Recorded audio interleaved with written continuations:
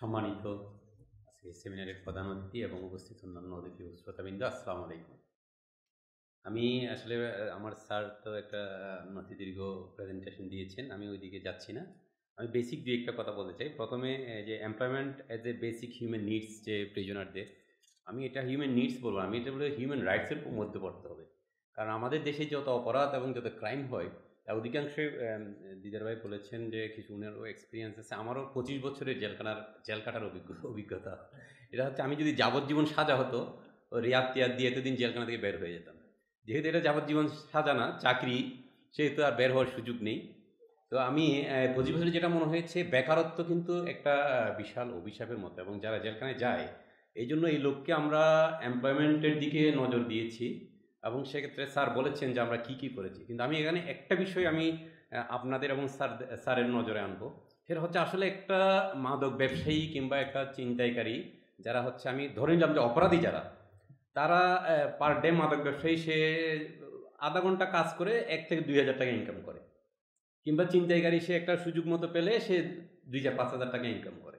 এইরকম একটা কয়েদিকে আমি যখন ওই স্যার বলল যে 2 টাকা দিয়ে কাজ করাই, কিংবা তাকে মোড়া বানানো শিখাই, কুটির শিল্প শিখাই, সে বের হয়ে চিন্তা করে আমি মোড়া বিক্রি করে কত পাবো, 700 টাকা। তা আমার মোড়া বানাতে লাগবে 3 দিন, 3 দিনে 700 টাকা তার পোষাবে না। সেক্ষেত্রে তাকে এমন কোনো প্রযুক্তি বা এমন কোনো কাজ আমাকে দিতে হবে যেগুলো তাকে তার স্কিলের পাশাপাশি তার কর্মসংস্থানটা হবে বা তার আর্নিং উৎস হবে। সেক্ষেত্রে আমি নতুনভাবে কিছু চিন্তা আমরা হয়তো করতে পারি। যেমন আমরা এখন বাংলাদেশে ড্রাইভিংটা খুব চাহিদা এবং বহির্বিশ্ব চাহিদা আছে। আমরা কারাগারে ড্রাইভিং প্রশিক্ষণটা হয়তো এই মুহূর্তে পারবো না, স্যারের নলেজে রাখবেন যে টু ডোর টুমুরো আমরা ড্রাইভিং প্রশিক্ষণটা দিতে পারি। আমি সাম্প্রতিক সময়ে স্যারের নির্দেশেই আমার নারায়ণগঞ্জ বন্দরে নৌবাহিনীর একটা ডকইয়ার্ড প্রশিক্ষণ, ওখানে গিয়েছিলাম। ওয়েল্ডিং শ্রমিকদের প্রচুর চাহিদা আছে বিদেশে। ওখানে যে স্যার ছিলেন, স্যার বললো যে আমাকে ওরা বহির্বিশ্ব থেকে চাহিদা দিচ্ছে, কিন্তু আমি স্কিল শ্রমিকের অভাবে ওখানে দিতে পারতেছি না।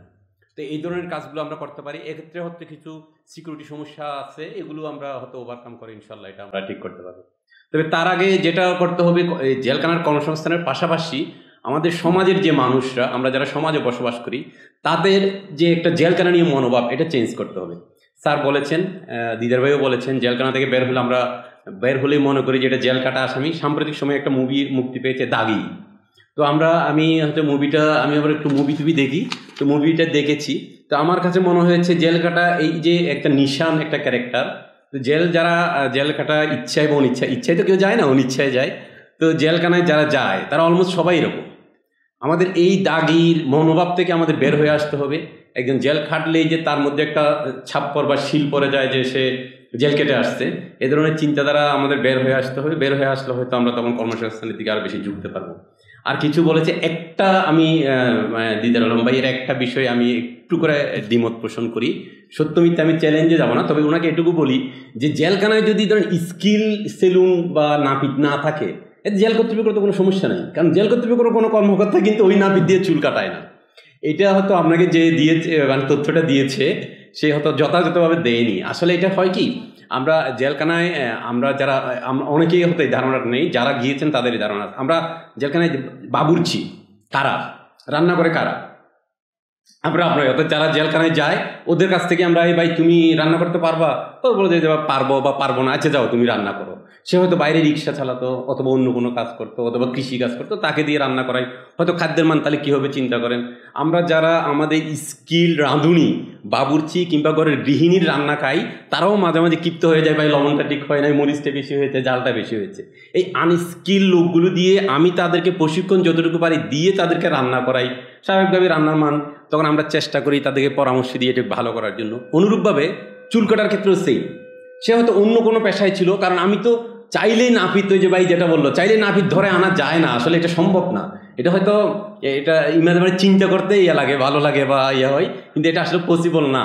কারণ একটা মানুষ, আমি ব্যক্তিগতভাবে আমিও তো মানুষ, আর আমি বললে পুলিশ শুনতে বাধ্য না, শুনবেও না। তো এটা আমি তাকে দিয়ে প্রশিক্ষণ দিই, তাহলে এখন সে অন্য পেশার একজন লোক গিয়ে চুল কাটবে, তার চুল কাটাটা খুব ভালো হবে সেটাও না।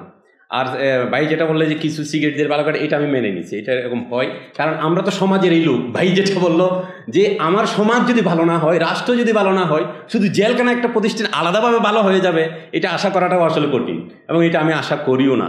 এই জন্য ভাইরা রাষ্ট্র চিন্তায় আছেন, রাষ্ট্র সংস্কারে আছেন। আমি আশা করব এমন একটা দিন আসবে, আমি ব্যক্তিগতভাবে প্রত্যাশা করি, যেদিন কোনো আইজি প্রিজন্স থাকবে না, যেদিন কোনো জেল সুপার থাকবে না, কারারক্ষী থাকবে না, জেল মুক্ত একটা দেখার স্বপ্ন দেখি।